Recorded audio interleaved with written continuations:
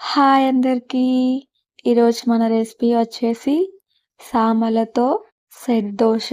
సామలు అంటే తెలుగులో చిరుధాన్యాలు, ఇంగ్లీష్‌లో లిటిల్ మిల్లెట్. చిరుధాన్యాలు అంటే 6 రకాలుంటాయి. సామలు, వరిగలు, కొర్రలు, అరిగెలు, అండు కొర్రలు అని. మనం ఆల్రెడీ వరిగల రెసిపీ చేసాం కదా! అందులో ఇదొక మిల్లెట్ సామలు. సామలని ఇంగ్లీష్‌లో లిటిల్ మిల్లెట్స్ అంటారు. సామల్లో చాలా హెల్త్ బెనిఫిట్స్ ఉంటాయి.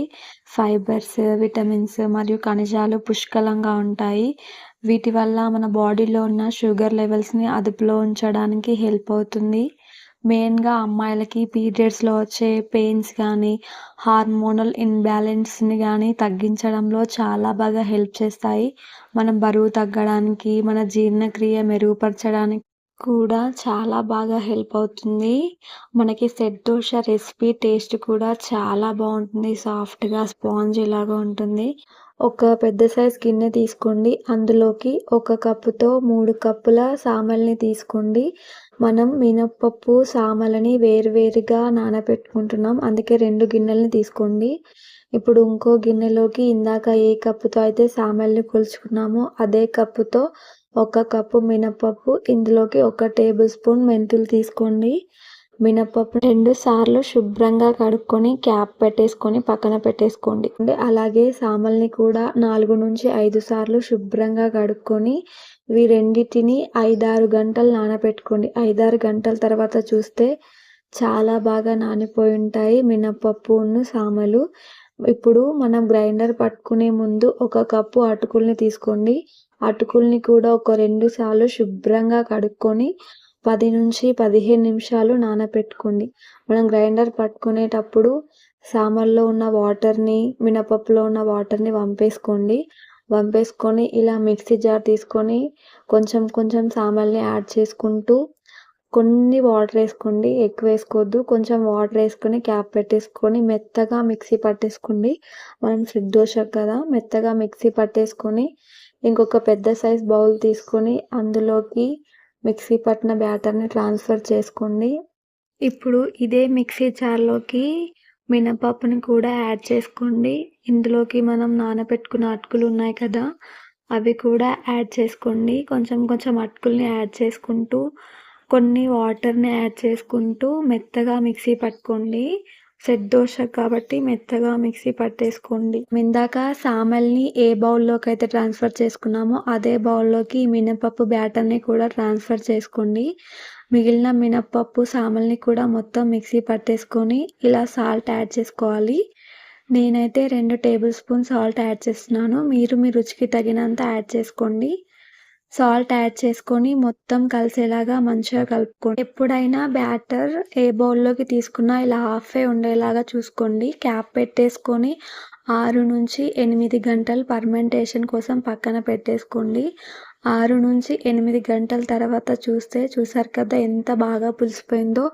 ఇలా హాఫ్ ఉన్న బ్యాటర్ కాస్త ఫుల్ అయిపోతుందన్నమాట. డబల్ అవుతుంది. అందుకే ఎప్పుడైనా బ్యాటర్‌ని మనం హాఫ్ వరకే తీసుకోవాలి. ఏ బౌల్‌లోకి తీసుకున్నా హాఫ్ వరకే తీసుకోండి.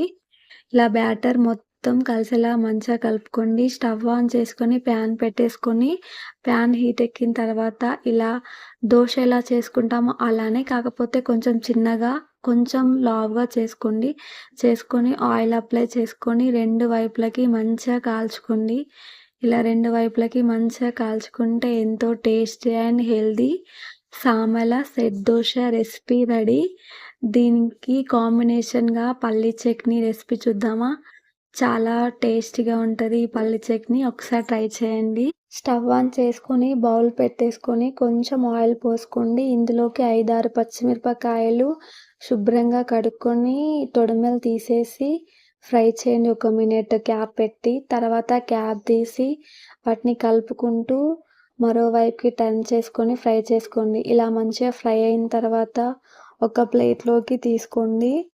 ఇప్పుడు ఇదే బౌల్‌లోకి 1 కప్పు పల్లీలను యాడ్ చేసుకోండి. పల్లీలని గోల్డెన్ బ్రౌన్ వచ్చేంత వరకి మంచిగా ఫ్రై చేసుకోండి.